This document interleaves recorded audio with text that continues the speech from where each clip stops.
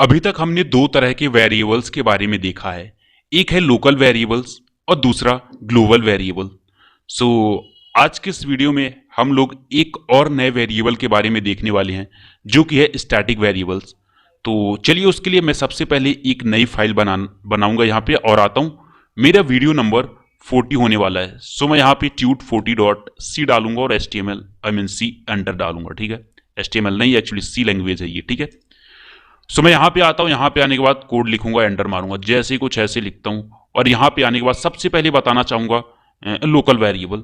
So local variable किसी भी function के अंदर लिखा जाता है, आपको भी पता है। Int of x equals to 10 डालूंगा, ये होता है एक local variable. Printf percent of d लगाने के बाद एक्स लिखता हूँ, यहाँ पे सेव करता हूँ और राइट क्लिक करने के बाद मैं यहाँ पे रन कोड पे क्लिक कर सकता हूँ, या फिर ये देखो रन बटन है ना, आप यहाँ पे क्लिक कर सकते हो, ये देखो यहाँ पे। चलो ठीक है, अब मैं यहाँ पे आता हूँ। ये लोकल वेरिएबल है।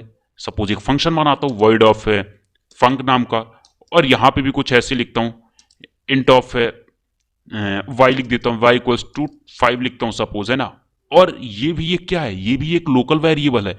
इसको अगर जो मैं प्रिंट करना चाहूँ कुछ ऐसे, और परसेंट ऑफ डी करने के बाद बैक स्लैशन लगाऊंगा एक, और वाई कर देता हूँ, ये भी एक लोकल वेरिएबल ही है ना। ये क्योंकि एक फंक्शन के अंदर लिखा जा रहा है ना, इसलिए लोकल वेरिएबल। ओ सॉरी, हमने इसको कॉल नहीं किया, तो मैं इसको ऊपर कॉल कर देता हूँ। प्रिंट एफ सॉरी, कॉल करना है हमें ना, तो मैं लिख देता हूँ फंक ऑफ ऐसा कुछ नीचे कर देता हूँ। हाँ, अब देखो इस बटन पे जैसे मैं क्लिक करता हूँ रन बटन पे, ये देखो 105 आ रहा है। क्यों आ रहा है? क्योंकि मैंने यहाँ पे बैक स्लैश नहीं लगाया। अब राइट क्लिक करो या फिर यहाँ पे क्लिक करो, रन हो जाएगा, है ना। ये देखो 5 आ रहा है ना, ये केवल यही एक्सेसिबल है ना। लेकिन अगर जो मैं यहाँ पे वाई के साथ साथ एक्स को भी प्रिंट करना चाहूँ, क्या ये मैं कर सकता हूँ? नहीं कर सकता। मैं नहीं कर सकता, थोड़ा बड़ा करूंगा, हाँ नहीं कर सकता, क्योंकि ये अपने ब्लॉक तक मतलब सीमित है, और ये अपने ब्लॉक तक, अपने फंक्शन तक सीमित है। ठीक है, सो मैं इस ना कि इसकी वेरिएबल्स को, इसके वेरिएबल्स को ना इसके अंदर, या फिर ये जो मैन फंक्शन के अंदर जो वेरिएबल्स इनिशियलाइज या डिक्लेयर किए गए हैं, ना तो इसके अंदर कर सकते हैं क्या उपयोग। ऐसा हम लोग नहीं कर सकते, है ना। तो ये हो गया लोकल वेरिएबल, केवल अपने फंक्शन के अंदर ही एक्सेसिबल होता है। अब ग्लोबल वेरिएबल देखते हैं। ग्लोबल वेरिएबल मैंने बताया था, हेडर फाइल के नीचे इंक्लूड इनिशियलाइज या डिक्लेयर किया जाता है। तो इसको मैं ए बोलूंगा, और ए बोलने के बाद मैं इसको 2 बोलता हूं। ठीक है, मतलब ग्लोबल वेरिएबल की वैल्यू कितनी है? 2 है। और यहां पे आने के बाद जैसे मैं यहाँ पे print of percent of d backslash n करने के बाद यहाँ पे आता हूँ, ए लिखता हूँ। ठीक है, मैं इसको कमेंट आउट करूंगा, एक्चुअली ये है ना, इसको मैं कमेंट आउट करता हूँ, और इसको भी कर दूंगा कमेंट आउट। ठीक है, ओ सॉरी, कहाँ गया? हाँ, कमेंट आउट। ठीक है, मैंने इसको कुछ कमेंट आउट कर दिया। अब देखो, अब मैंने इसको ग्लोबल वेरिएबल को जैसे मैंने कॉल किया इस वाले लोकल ये फंक्शन से, ये देखो 2 प्रिंट हो चुका है ना। और इसके बाद अगर जो मैं इसको भी प्रिंट यहां भी कॉल करना चाहूंगा ना, तो मैं लिखता हूं print F percent of D, और ग्लोबल वेरिएबल की वैल्यू ई है ना, वेरिएबल नेम ई है। तो मैंने ये देखो 2 बार 2 प्रिंट हो गया। कहने का मतलब ग्लोबल वेरिएबल पूरे प्रोग्राम में एक्सेसिबल होता है ना। अब तीसरा होता है स्टैटिक वेरिएबल। स्टैटिक वेरिएबल क्या होता है? मैं यहां पे आता हूं, यहां पे लिखता हूं स्टैटिक। आप कुछ ऐसा लिखो, static int then variable name, मैंने एस लगा दिया, एस के बाद यहां पे वैल्यू। तो कुछ ऐसा करो और यहां पे आओ। इसका मैं सिंटेक्स बताना चाहूंगा। सिंटेक्स कुछ स्टैटिक लिखो। इंट के बाद, इंट का मतलब होता है डेटा टाइप, है ना। ये क्या डेटा टाइप? आप इंट, फ्लोट, कैर कुछ भी यूज कर सकते हो ना, इंट, फ्लोट वगैरह, डेटा टाइप। और फिर क्या होता है यहाँ पे var name, which means variable name. ठीक है ना, और बस यही सेमीकोलन, ये होता है इसका डेटा टाइप, सिंटेक्स होता है। ठीक है, ये हो गया हमारा इनिशियलाइजेशन। बट डिक्लेरेशन मैं बता रहा हूं, ये देखो डिक्लेरेशन है ना। अब इसको भी एक्सेस कहीं से किया जा सकता है पूरे प्रोग्राम में, बट इसमें फर्क क्या है? मैं यहां पे आता हूं और ग्लोबल वेरिएबल को कुछ करता हूं कमेंट आउट। ठीक है, ग्लोबल वेरिएबल्स को मैं कर दूंगा कमेंट आउट, यहां पे भी आऊंगा कमेंट आउट करूंगा, ऐसे कुछ। अब अगर जो मैं लोकल वेरिएबल को स्टैटिक वेरिएबल को एक्सेस करना चाहता हूं, मैं यहां पे प्रिंट है परसेंट ऑफ डी लिखने के बाद एस लिखूंगा, स्टैटिक वेरिएबल। ओके, अब जैसे मैं इसको रन करता हूं तो ये क्या होता है? देखो 0 प्रिंट हुआ है ना। लेकिन अगर जो मैं ये वाई लिखा है ना, वाई को अगर जो मैं डिक्लेयर ही ना करूं, वाई को अगर जो मैं इनिशियलाइज नहीं करता हूं, ठीक है, इसको नहीं, यहां पे आता हूं, ये एक्स को है ना, तो इसके बाद मैं नया वेरिएबल भी बना लेता हूँ यार, एक्स की जगह बी लिखता हूँ, ठीक है ना। बी को मैंने इनिशियलाइज नहीं किया, बी को मैंने डिक्लेयर बस किया है ना, डिक्लेरेशन है ये।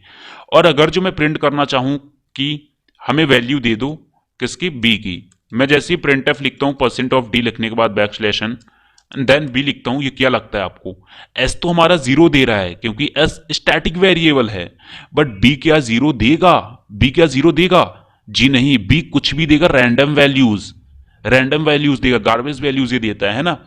लेकिन स्टैटिक वेरिएबल की इनिशियल वैल्यू जीरो होती है। अब इसको सेट करोगे तो सेट हो जाएगा, सपोज हमने 10 दिया यहाँ पे, मैं यहाँ पे इक्वल्स टू आऊंगा और सपोज 10 दे दिया, तो सॉरी ओ नो, यहाँ पे आऊंगा और यहाँ अब 10 देता हूँ और इसको सेव करता हूँ, ये देखो 10 हो गई है ना, ये 10, बट स्टैटिक आई मीन ये जो लोकल वेरिएबल है ये गार्बेज वैल्यू दे रहा है ना। और इसको अगर जो मैं यहाँ से एक्सेस करना चाहूँ इस फंक्शन से, मैं प्रिंट एफ लिखता हूँ परसेंट डी बैकस्लैशन, और इसको अगर जो मैं यहाँ से एक्सेस कर लूंगा तो ये भी यहाँ पे भी क्या करेगा, एक्सेसिबल रहेगा।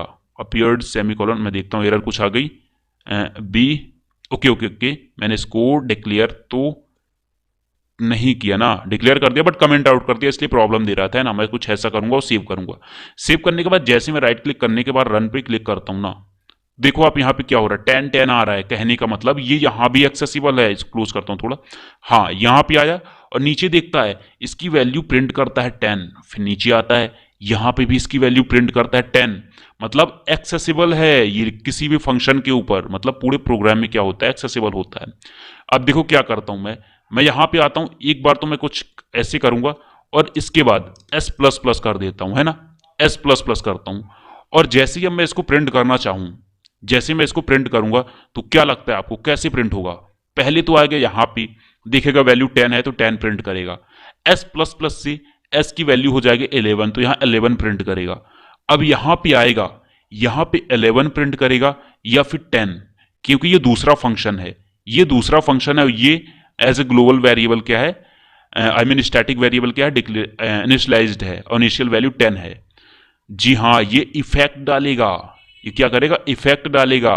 अगर जो इस फंक्शन में हमने कुछ किया ना तो यहाँ पे भी ये चेंज हो जाता है लोकल वेरिएबल की वैल्यू। अब अगर जो मैं रन करता हूं तो 10 11 11 प्रिंट हो जाएगा, ये देखो है ना, ऐसा कुछ। तो यही यूज होता है स्टैटिक वेरिएबल का, और ये क्या करता है पूरे प्रोग्राम में एक्सेसिबल होता है। अगर जो मैंने बीच में अपडेट कर दिया उसको तो पूरे प्रोग्राम में इफेक्ट डालेगा, उस वेरिएबल की वैल्यू चेंज हो जाएगी। तो यही होता है स्टैटिक वेरिएबल। और आई होप कि आपको स्टैटिक वेरिएबल समझ में आया होगा। राइट क्लिक करूंगा, format document, okay, now your code is beautify. So आज के इस वीडियो में इतना ही, मिलते हैं नेक्स्ट वीडियो में। Thank you so much guys for watching this video and I will see you next time.